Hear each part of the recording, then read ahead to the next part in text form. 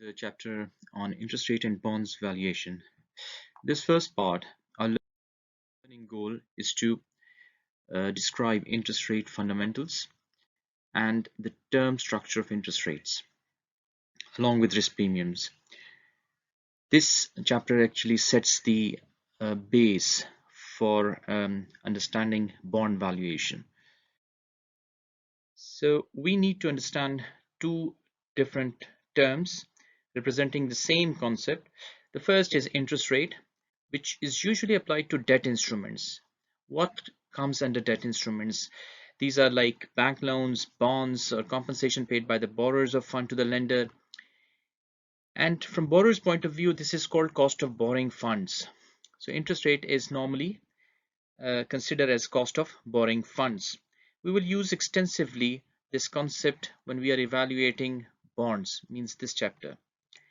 Then comes the required return. We already used this term once in deriving capital asset pricing model. So the R of CAPM, the R stock, is basically the required return that the investor require if they invest in a stock. So this term required return is normally associated with common stocks, and it is also will be used a lot when we are going to calculate the cost of funds, especially cost of equity. Interest rate gets affected. And what are the factors that actually affects interest rates? First is inflation. What is inflation? Basically, from the basic economics, we already know that inflation is calculated as a change in CPI, Consumer Price Index. Current Consumer Price Index minus the old Consumer Price Index divided by current Consumer Price Index multiplied by 100. Now this inflation actually is a rising trend in the prices and of most of the goods and services. So CPI, which is Consumer Price Index, is basically a basket, and this is made up of goods and services which we use daily in our daily life. So when the price of those goods and services changes, the CPI will change, hence we will have inflation. And this inflation affects interest rates. We'll see in a moment how. Now, there is also a second factor, which is the risk. Risk which leads investors to expect a higher return on their investment. So as the risk increases in an economy, obviously investors will demand higher return as a compensation for the risk, and it will also have an effect on interest rate. Now, then we have finally a liquidity preference, which refers to general tendency of investors to prefer short-term securities. As the time increases, a long-term security actually carries uncertainty, and therefore investors prefer securities which can be liquidated at a short notice, at a short interval of time. Hence, their preferences also affect the rates or interest rates, short-term interest rate versus the long-term interest rates. Let's look at a graph of how this all comes together. Before we move to the graph, let's define the real interest rate. What is real interest rate? The term will be used extensively. The real interest rate is the rate that creates equilibrium between the supply of savings, of what we all save as individuals, and the demand for investment of funds, the investment that is required by the businesses. So it's basically the supply of savings and demand for funds. Now, in a perfect world, we normally use the term perfect world when we want to get rid of a lot of assumptions that actually exist. Those assumptions are actually constraints, and they restrict the models. Hence, when we define a perfect world, we means there are no assumptions, no constraints, and this means in this context here is that there is no inflation, no liquidity, and no risk. If there is no inflation, no liquidity, preferences and there is no risk, then there will exist a rate, interest rate, which is called real rate of interest. So real rate of interest changes with the changing economic conditions, taste, and preferences. You have to remember these three important areas in which affects the interest rate. So it's not the risk that affects the interest rate right now.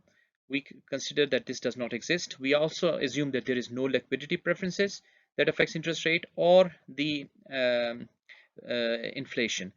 However, whatever is left is the interest rate that is affected. Still, it is affected, and it's affected through uh, economic conditions changes, economy is suffering from crisis, or a general recession comes or expansion comes, something happens that affects the real interest rate.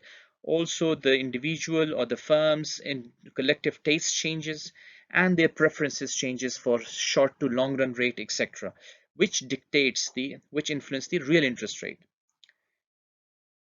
So here is our typical supply-demand relationship shown in the figure.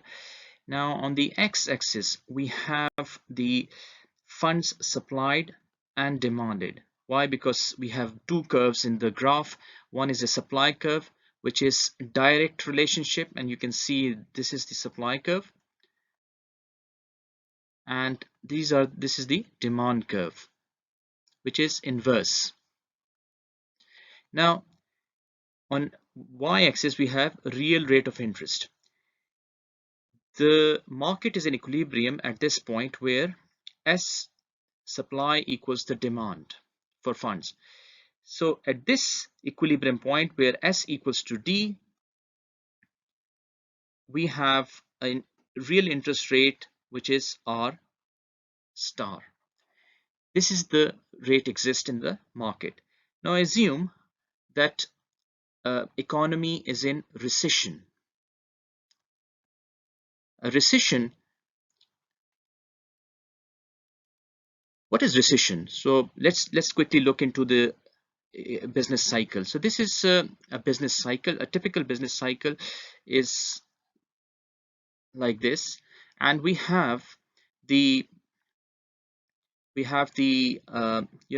this is the trough, this is the peak, so business, and this is basically the growth rate of the economy. So this is the expansionary phase.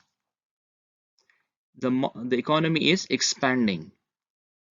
So expansionary phase means interest rates are low, supply interest rates is low, the fund supply is high, the money supply is high in the economy, inflation is also high, and so on and so forth.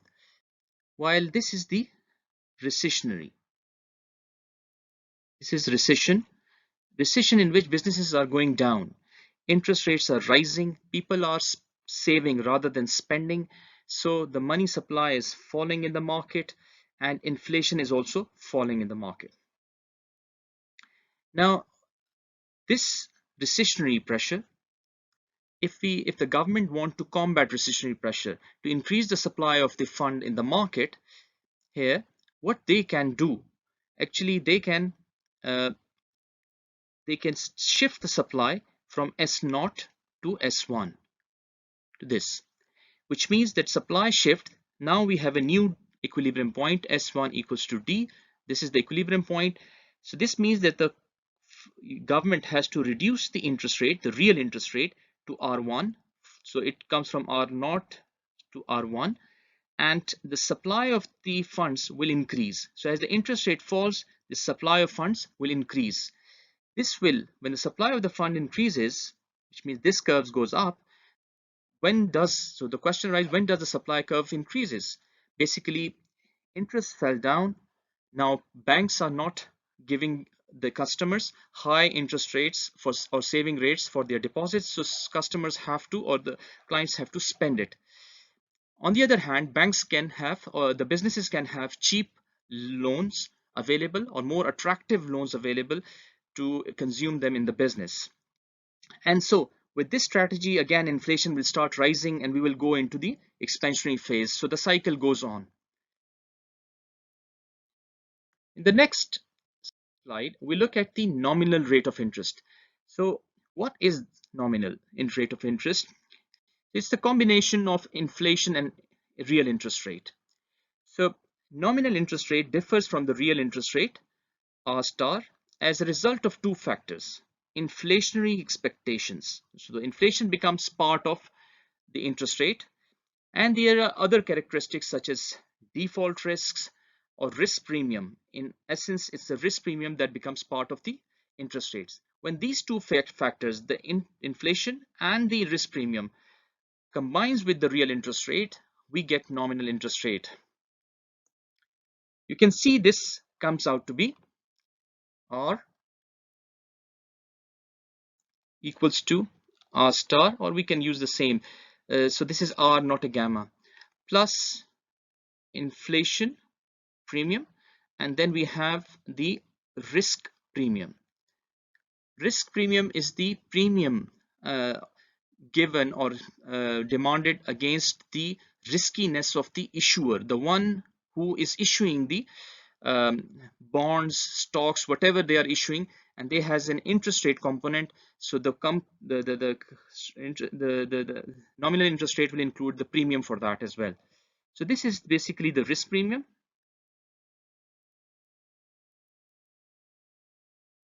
And IP, basically we call it the inflation. So this is the two together becomes the risk-free rate.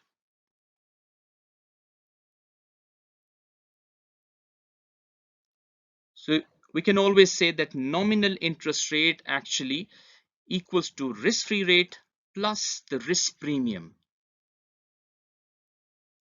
And this can be, in short, if we have, we can write it R1 equals to RF plus the risk premium.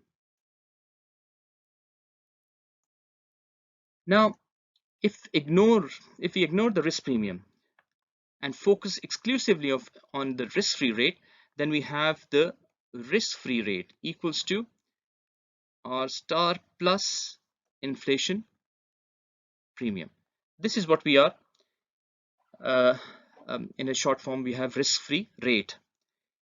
Now, the inflation premium is driven by investors' expectations about inflations. So this means that if all of us start thinking about prices that they are increasing, then they will actually start increasing. Now remember that this means that all the majority of the investors think that the prices will increase. Hence, resultantly, prices will start increasing. Now, the more inflation they expect, the higher will be the inflation premium and higher will be the nominal interest rate. So let's do an example. Mac has $10 that she can spend on candy, costing $0.25 per piece. She could buy 40 pieces of candy, and that's $10 divided by 0.25 today.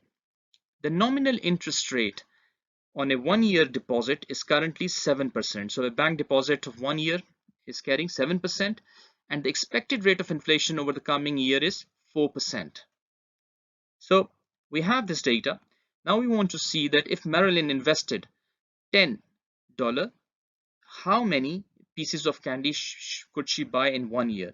Now in 1 year, Marilyn would have, 1 year,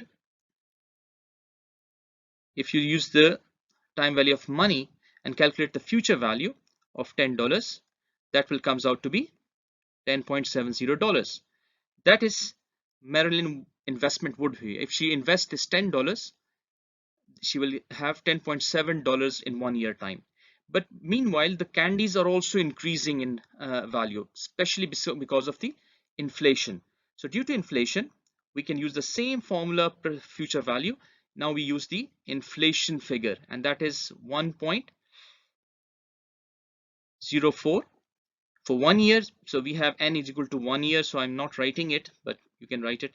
That will becomes $0.25 per piece candy. That will becomes now $0.26 cents per candy.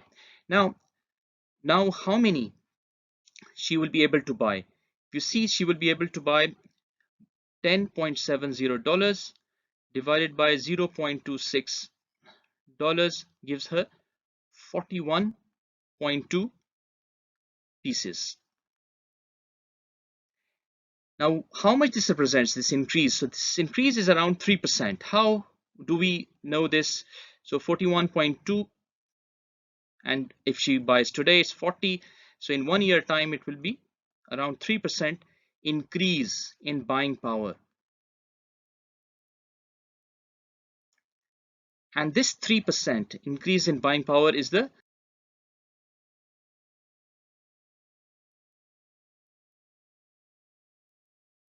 Let's look at the term structure of interest rates. Now, the term structure of interest rate is the relationship between maturity and rate of return of bonds with similar level of risks. So we have basically a y-axis on x-axis. Here we have term to maturity, and term to maturity is basically the ranges from 0, 1, 2, 3. So it ranges from T-bills maturing in weeks, 1 week, 2 week, and 3 weeks maturity, 4 weeks monthly maturity. So less than 1 years are the short-term maturity bills, which are called T-bills, and these are T-bills here. And more than 1 year are the T-bonds, or the bonds, the government bonds, which have maturity greater than 1 year.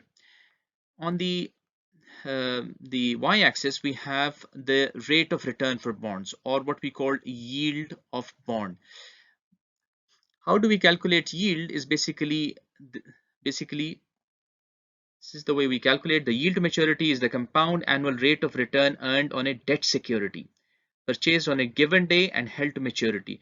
So it depends on what's the length of the maturity. If you buy a bond at time 0 and you hold it, let's say, for 10 years, so the actual yield that you're going to earn during this time will be called yield to maturity.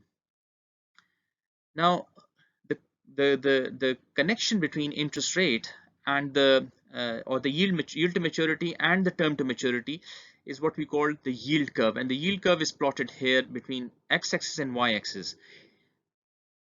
You can see this in the next slide, where we have treasury yield curves. Treasury yield curves basically are the government yield curves. Government issued T-bills and bonds based yield curves. So these are the maturities. Between 0 and 1, there will be short-term maturities. More than 1 year is the long-term maturities. Between around 5 to 7 years are the medium-term maturity bonds. Beyond that are the long-run maturity bonds. And you can see that as the time to maturity increases, the curves becomes flattened, because the uncertainty that what interest rate would be becomes averages out. If you look at these yield curves, one is the upward sloping, the May 2013. Then the second one is the flat one. And then the third one, which is falling down, downward sloping. So these are the three different types of yield curves, and there could be any others. They can take any other shape as well. And it depends on its given day when the yield curve is mapped on these maturities and yields, what shape it takes. However, they have been broadly divided into three major groups. A normal yield curve is an upward sloping yield curve, indicates that long-term short interest rates are higher than the short interest rate. So it will be normally going upwards.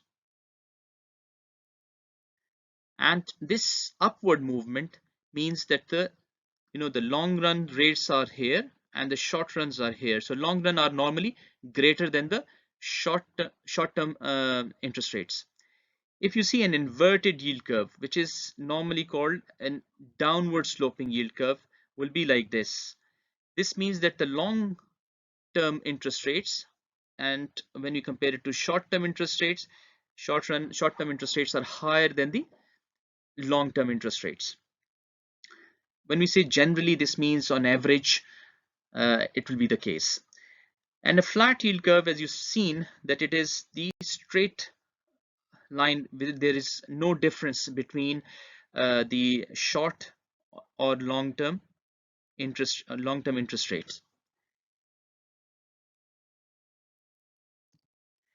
So there are three theories that are frequently cited to explain the general shape of the yield curve.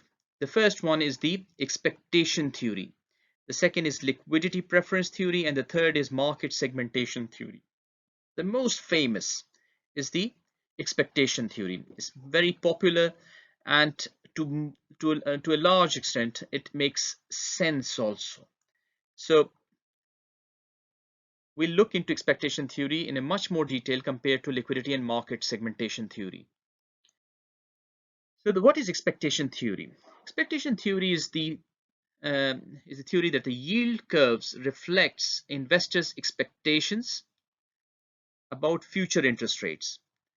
Now, how those expectations are translated and quantified, we'll do that in an example. So an expectation of rising interest rate results in an upward sloping curve, and an expectation of declining rates results in downward sloping curve.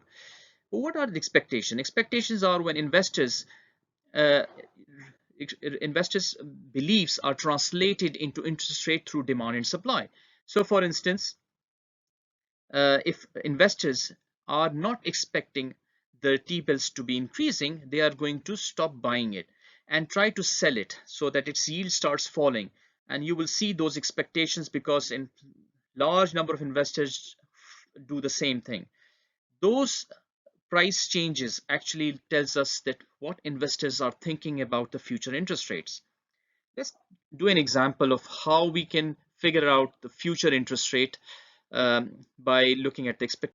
So let's do this example. Suppose that a 5-year treasury note is currently offering 3% annual return. Investors believe that the interest rates are going to decline, and 5 years from now they expect the rate on 5 years treasury note to be 2.5%.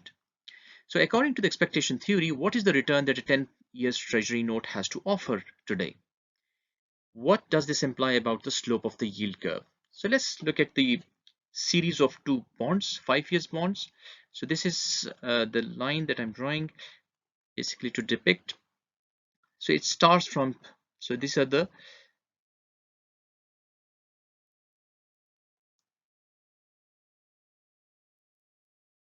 and this is the entire 10 years. Now the first 5 years are offering 3%.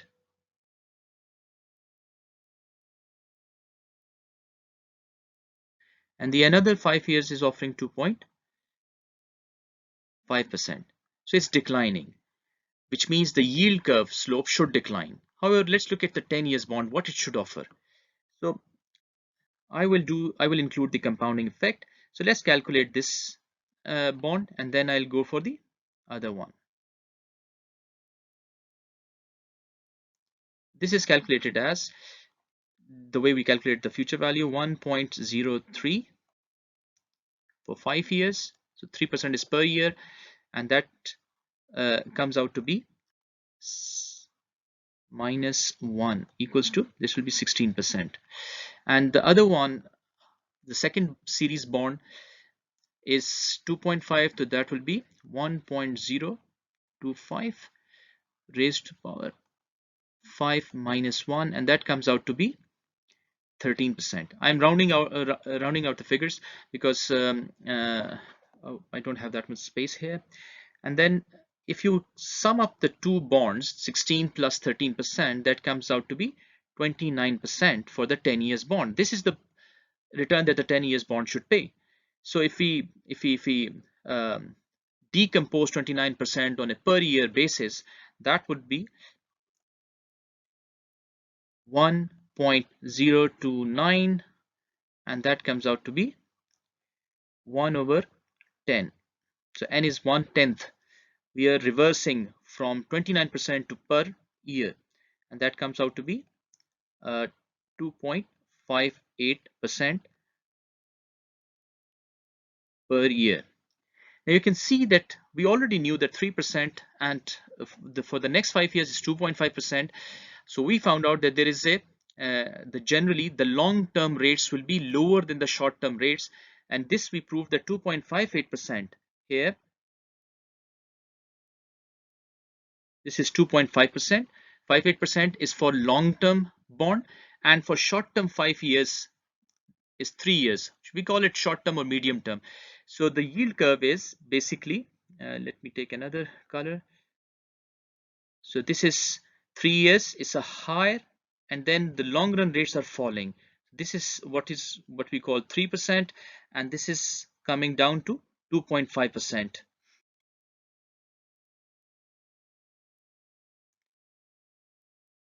So the interest rate is falling down. This is 3% and this is 2.5%. So long run rates are are less than the short run rates.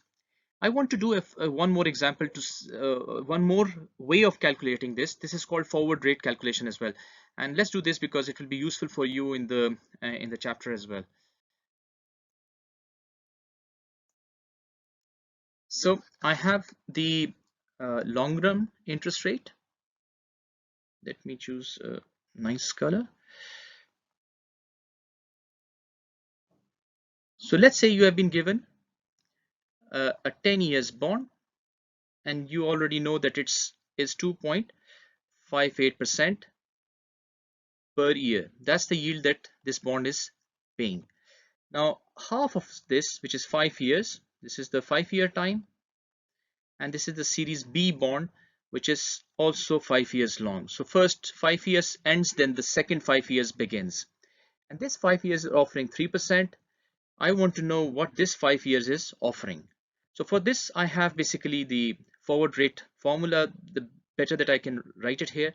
So this is the first, I'm going to multiply 1 plus the first rate, this is 3%, and raised to the power n, which is 5 years. And then I'm going to multiply this with the 1 plus forward rate 1.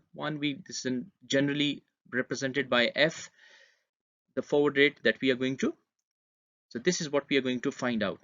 And then we have the long run rate, which is 1 plus 2.58%.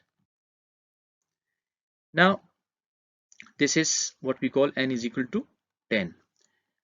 If I have to find this, what should I do? I can calculate it. It will be 1.035 and multiply by 1 plus f1 1, and then we can find, and this is also n, so this is for 5 years, and then we have 1.0258, and this is 10.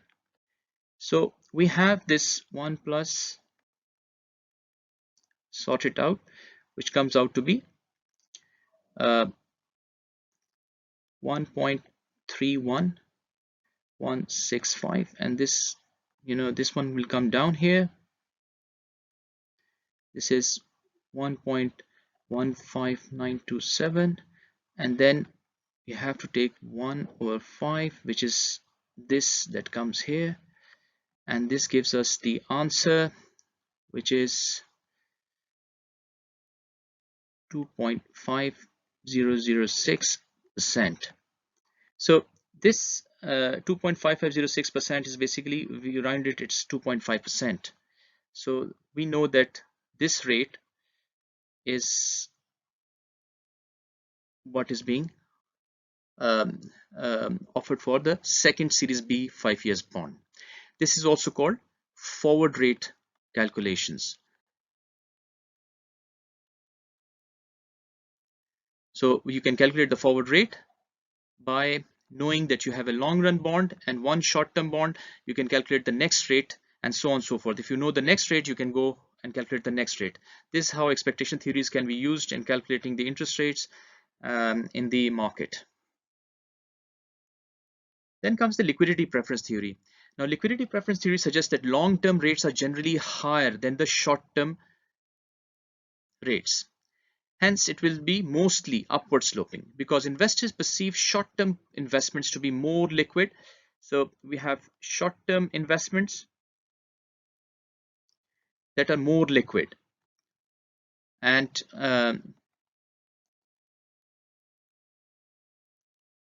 while long-term investments will be less liquid. So obviously, if it's less liquid, it will be the investors who invest in long-term bonds will demand premium, a liquidity premium, and that increases the rates. That increases the premium, which will lead to higher interest rates. Now, the last one is the market segmentation theory, which suggests that the market for loans is segmented on the basis of maturity, and that supply of demand for loans within each segment determine its prevailing interest rates. So the slope of the yield curve is determined by the general relationship between the prevailing rates in each market. So what does it say is pretty much depicted in a graph, and what I can see is this: the yield that offers, and this is the term to maturity on x-axis. Now, for instance, we have a segment, banks. Banks have this supply and demand, and this is the equilibrium point of loans. Then we have, or the bonds that they have offered, and then we have, let's say, real interest rate, real estates. Then we can have investment banks, where we have manufacturing segment. Manufacturing segments have this one. So these segments define the these segments define the prevailing interest rates. The slope of the yield curve is determined by the general relation between the prevailing interest rate and each market. So it could be upward, it could be downward, depending on what and how each segment defines interest rate, what is the equilibrium interest rate on their bonds exist within the market. By far, the market segmentation theory and the liquidity preference theory does not have that much following as much as expectation theory. And you see that expectation theory can be used to calculate forward rates, and that also is very useful in the exchange rate market as well as loan markets.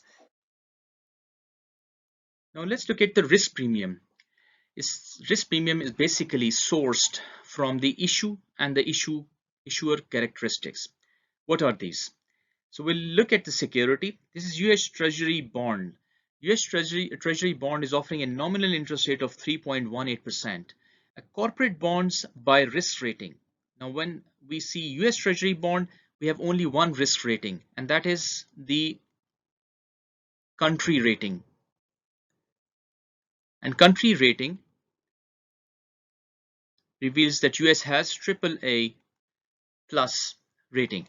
So what is rating? Credit rating companies issue rating for the riskiness of the riskiness of the instrument. So for instance, US Treasury bonds can default or cannot default is defined by the rating. Now if rating says that it's C or junk, this means it will definitely default. And if it's AAA, it means it's very secure source of investments, and investors are will have no risk of default, will face no risk of default. So in this case, if there is no risk of default and there is less risk, the less premium will be paid. High risk, high return; less risk, less return will be applied here. So in corporate bonds, you can see that is by risk rating. We have AAA to AA high quality bonds. Medium quality receives a rating between triple B to between triple Bs, and then speculative, which is BA and C. Speculative is normally considered to be next to just before the junk bonds, junk rating, in which the bond will definitely or most likely will default. As the rating falls, you see the rating falls, the premium increases. We increase the premium from 3% to 5%. So as the rating increases, the other way, if you look at it, the nominal interest rate, the premium will fall. So you can see that how do we calculate risk premium? We can just simply subtract the corporate bonds returns and what the treasury bill is, because treasury US Treasury bonds are considered as risk-free. So we subtract the risk-free rate, we receive the risk premiums, and these are given here.